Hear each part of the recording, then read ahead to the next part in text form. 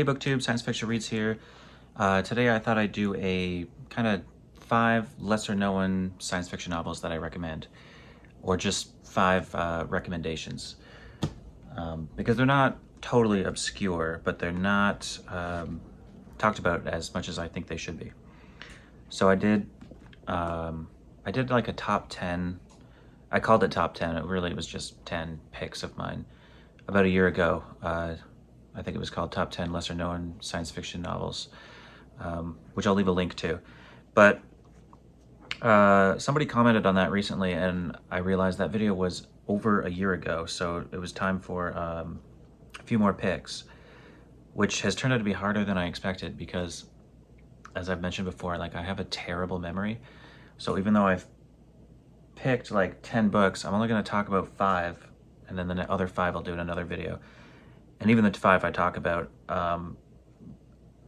for most of these I read so long ago, combined with poor memory, that hopefully I can recall enough, and I've even read a little bit on Wikipedia. Hopefully I can get enough across about the general plot of these to get some sort of interest going for you guys. So the first one I picked here is for fans of hard SF, and this is one of the hardest SF novels I've ever read. It's Dragon's Egg by Robert L. Forward. Not the only, one of 2 books of his I've read. He wrote a sequel to this, which I read. So, when did this come out? 1980, this was published. And I went in mostly blind, although I had heard that this was a really good hard SF novel, and it's absolutely nuts. It involves a neutron star passing nearby our solar system after some sort of, well, I guess after it went supernova or something. It had like a jet of plasma or whatever, which is kind of what sent it on its way. So it's been traveling ever since that event, which was millions of years in the past. So it's a neutron star. It's 20 kilometers across, so it's quite small. The gravity at the surface is 67 billion times more gravities than Earth, and there is intelligent life living there, which seems highly unlikely, but Robert Forward puts a pretty convincing case with some hard science as to how that could be done. And a lot of the book is about the rise of this species society, I guess. We start off, they're pretty much barbarians when humanity detects this star and decides to intercept it to kind of, learn. It's an opportunity to learn about neutron star up close. And when the humans arrive in orbit, they have no idea there's intelligent life on the planet. But there is, and if I remember right, at the time that they arrive, the species is basically pre-Stone Age or Stone Age-ish. But the thing about the local environment of a neutron star is like time down there under that much gravity is passing much faster. So actually I think it says right on the back here, yeah, 1 human hour is more than 100 years to this species that lives on this planet, which they're called the Chila. And so with time passing incredibly fast, humanity also gets the opportunity to study this species basically from their origins. And the Chila are like the size and shape of a sesame seed. They're the shape, they might be a little smaller. Like they are literally described as in millimeters. And all this surface geography and stuff of the neutron star, like mountains and stuff, it's all described in a scale of inches and millimeters and stuff. So he creates a really cool and very convincing environment that's totally defined by the crazy physics occurring on the surface of a neutron star. And I wish I could remember more of the actual plot, but I read this a couple years ago and my brain is awful for memory. But there are some things I remember, some scenes that stick with me.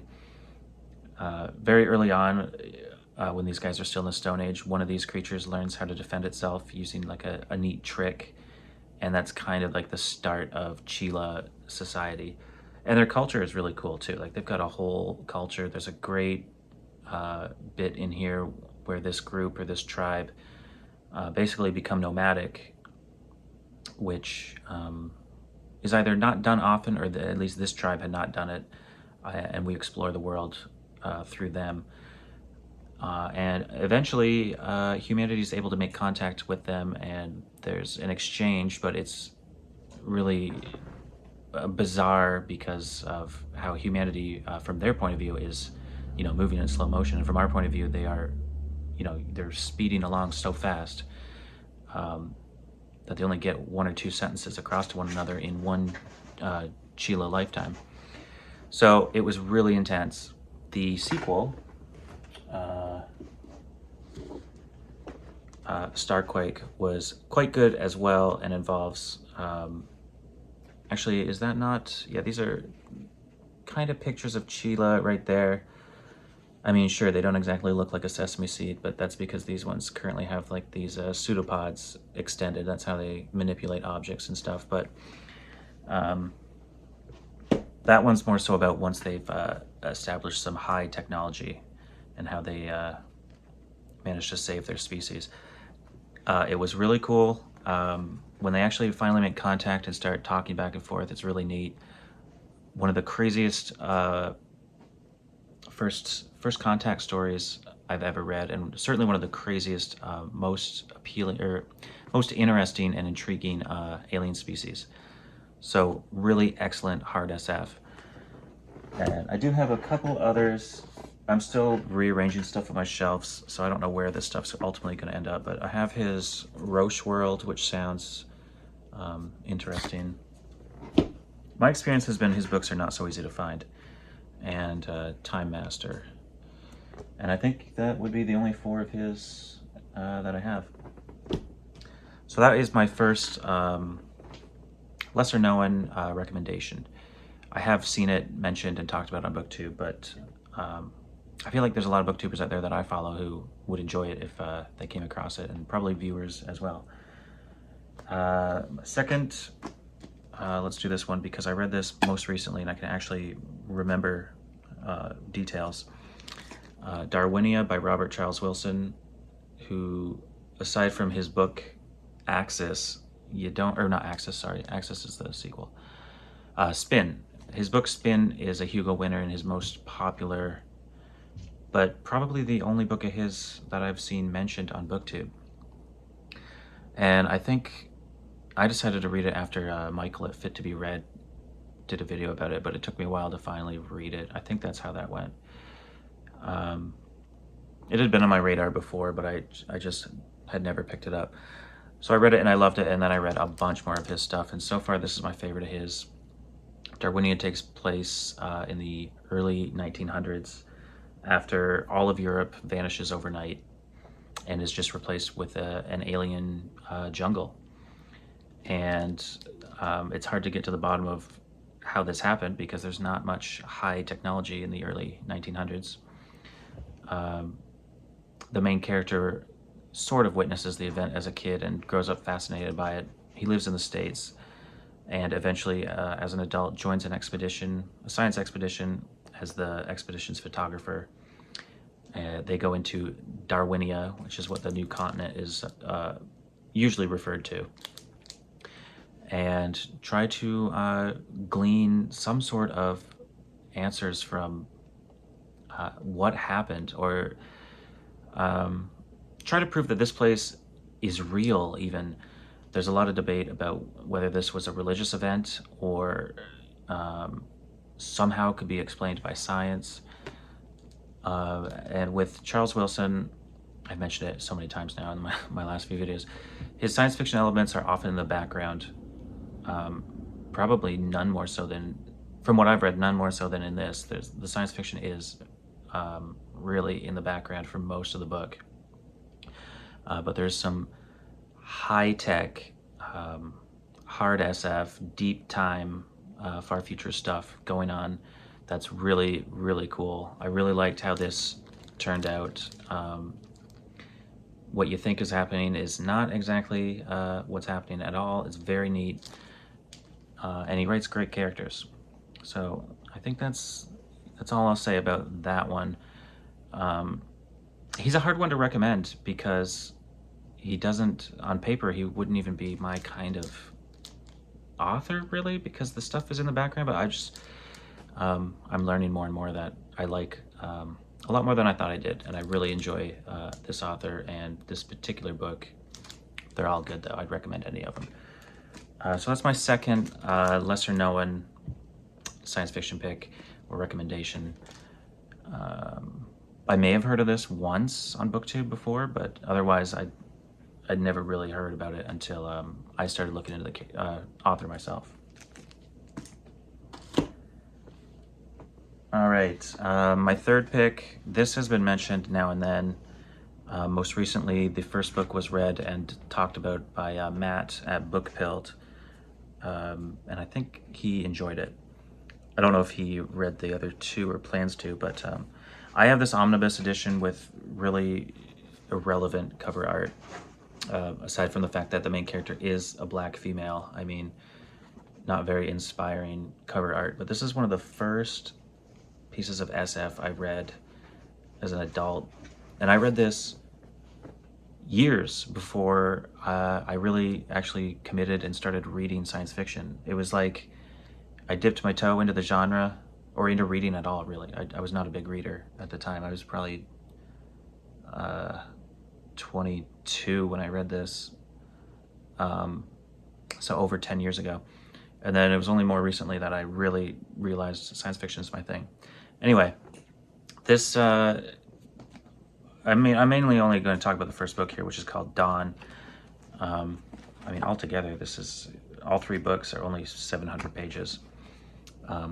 Octavia E. Butler, I have not read much by her other than this and some of her short stories, but really good stuff.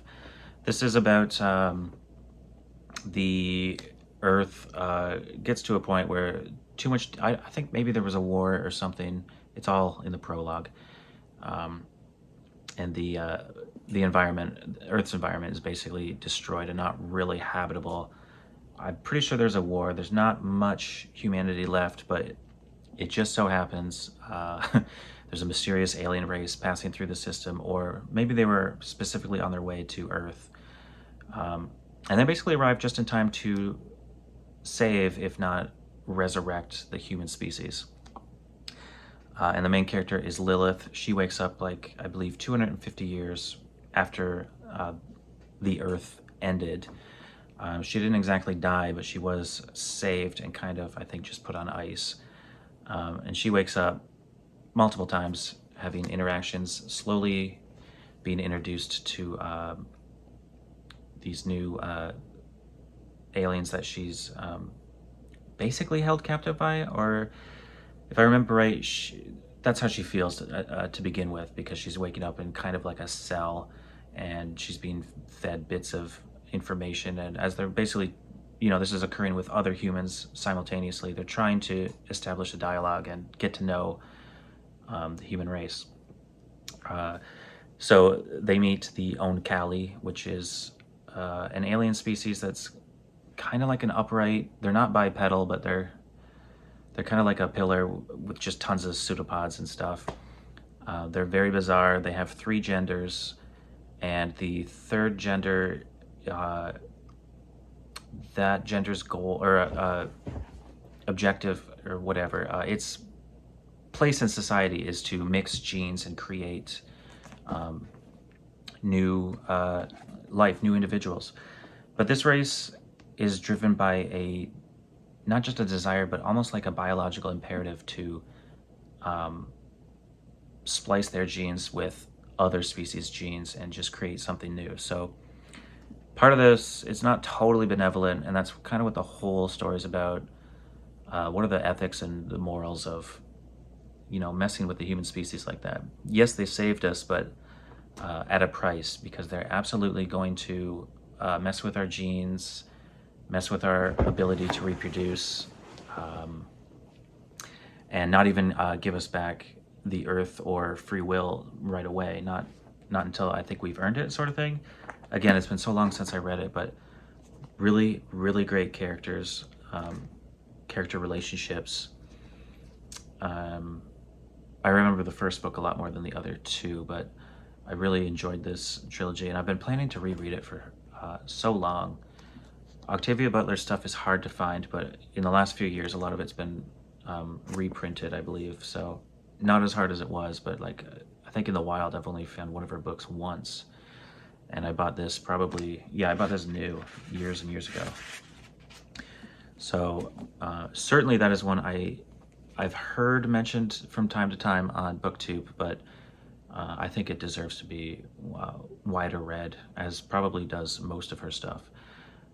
Another really good Butler story is, I think it's called Blood Child. It's a short story, and I read it online or something, and that's what got me interested in her. And then I looked her up, found that she was known for the Lilith's Brood, which it also goes by the title of the Xenogenesis trilogy. The three books being Dawn, Adulthood Rights, and Imago. Really good. There are parts of this I've never forgotten, and I read this, like I said, so long ago. All right, my next recommendation is, again, one I can barely remember much details, but that's not entirely my fault this time. This one is Time by Stephen Baxter, and the reason it's hard to remember a lot of it is because, as with a lot of Stephen Baxter books,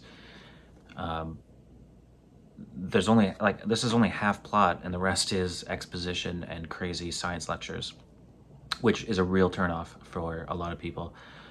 And sometimes it is for me too.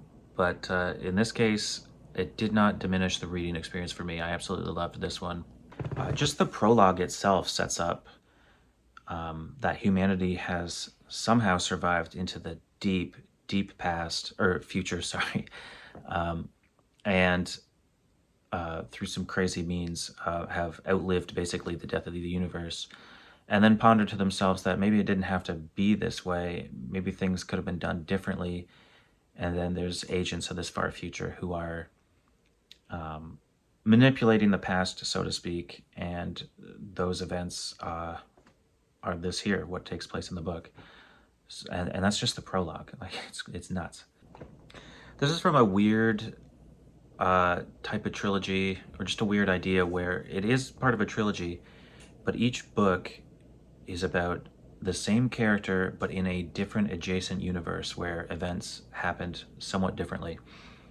So the main character is kind of like an Elon Musk, who's, I can't even remember his profession, engineer, astronaut, stuff like that, but also a billionaire with his own company and a lot of determination to get shit done. So yeah, in each of the three books, his objective for kind of progressing the human race kind of thing, or getting into space, it all happens a little differently. I liked this one the most. If I remember right, I liked it a lot more than the other two. But it's hard to remember a lot going on. There's something found on a nearby asteroid, and humanity wants to go check it out. They send an intelligent squid, which has been not only nurtured for its intelligence, but I believe genetically enhanced. I think her name's Sheena. She's in a ship that is full of water, so she's able to survive and do some experiments. But what nobody happens to know is, at the time that her ship is launched into space, she is pregnant. And she's a very intelligent squid with some ideas and plans of her own. And that's just one part of the book. The stuff I really loved about this was the characters reaching this asteroid. Something's found on this asteroid, a portal of sorts. And the characters kind of jump from universe to universe where the physics are slightly different. And I just found it fascinating. Each time these characters pop up in a new universe, the genius character turns to the other ones and tells them instantly how the physics work in this universe and what that means for the laws of nature in this dimension. And it was just fascinating, all the different ways that life could or existence could have gone after the Big Bang, sort of thing, and how one difference could have set things off in such a wild way.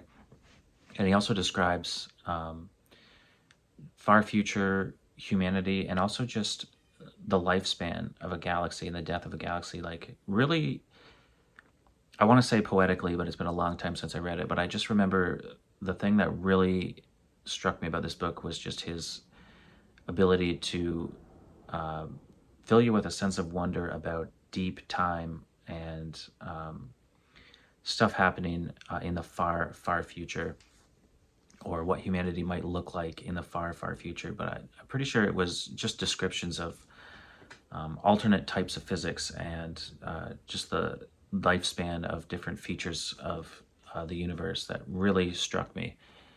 And I've read lots of other, well, not lots, but I've read a decent amount of Baxter. And this one remains, I think, my favorite. It's not part of his massive Zeely series, which I've read a few books in that and want to read a lot more. But yeah, probably the least unknown author and perhaps book out of my choices here. But it's been one of my favorites since I read it. And my fifth lesser known science fiction recommendation is another hard one to talk about, actually. Where Time Winds Blow by Robert Holdstock. Probably the book that most surprised me last year. I did not expect to absolutely love it. If you look at the reviews, they're kind of polarizing. People either love it or hate it, and I can understand that. Luckily for me, I loved it. It's the main character is a Leo, what's his last name? Falcon. Leo Falcon, who has been on this planet, Vandergaard's planet, for a few years now. Part of a scientific research team, but it's a large project. Hundreds of scientists and people living in this kind of mobile, domed city that, because of the nature of this planet, is moving every now and then as it studies the bizarre phenomenon of, especially located in this one area, this area full of canyons, this weird, what they call like a time wind that sweeps through the canyons at unknown times. Can't easily predict it. And it either deposits or takes away just relics or old remains from the past or the future or some other reality. They don't know. But it's not human stuff. It's seemingly the planet's past civilizations, but maybe also stuff from the planet's future. And then later on they speculate this stuff might not even have originated from this planet. Like, we really have no idea what we're dealing with. And so the main character is Leo Falcon, and he's part of a 3-person team. Lena, who I think is his boss, or she's a higher up. She's also kind of a veteran, experienced like him. And then they have this new hire, Chris, who just arrived on planet and is kind of in search for his missing brother, who is someone who was swept away. They got caught up in a time wind and disappeared into what they call other time, which they think probably means you're dead. But it could also mean you have been deposited in the future or the past. They really don't know. And Chris has arrived wanting to track down his brother, who he idolizes, who Leo knew. And the brother that Leo knew is not really matching up with the description that this Chris kid is giving him. So he may have a poor idea of who his brother really was, what kind of guy he was. But anyways, the story's from Leo's point of view, and he's got some trauma, or certainly some issues. I'm trying to remember. But there's also the issue that the planet seems to kill humanity's enthusiasm. If you're there too long, you start to lose your sense of wonder, and your enthusiasm and your desires with a project and everything. But this Chris kid showing up and his enthusiasm, because he's new, he's green, he's still fresh, seems to be rubbing off on Leo, and Leo's kind of wondering if this is really how he feels or if it's been transferred from this kid. It's really wild. It's dreamlike at times. Sometimes it's claustrophobic and just really intense, hallucinatory.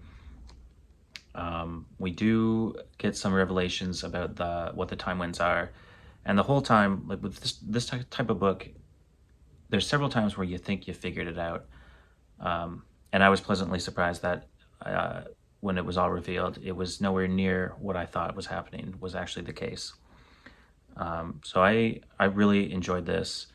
The kind of funky cover art is one of the members of the team.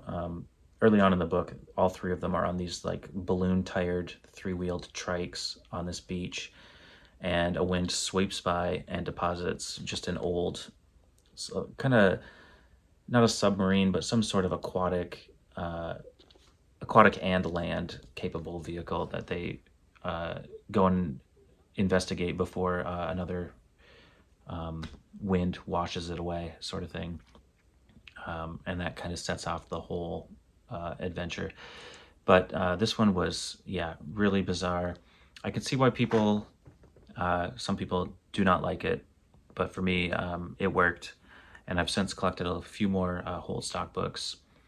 He's got two others that technically take place in the same universe as this, but they're on other planets with, I believe, no reoccurring characters.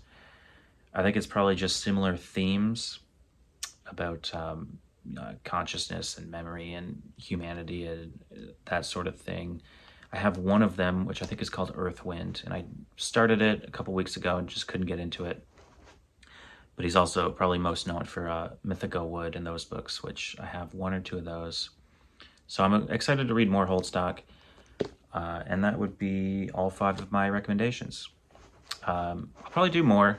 I have other books in mind. It's just I should have taken more time to reacquaint myself with them, but to do that for 10 books would take more time than I have. But yeah, let me know if you're interested in any of those, or if you've read them even, and if you'd be interested in more recommendation videos, because I certainly have plenty more that I'd like to talk about. That's all for now. As always, thanks for watching.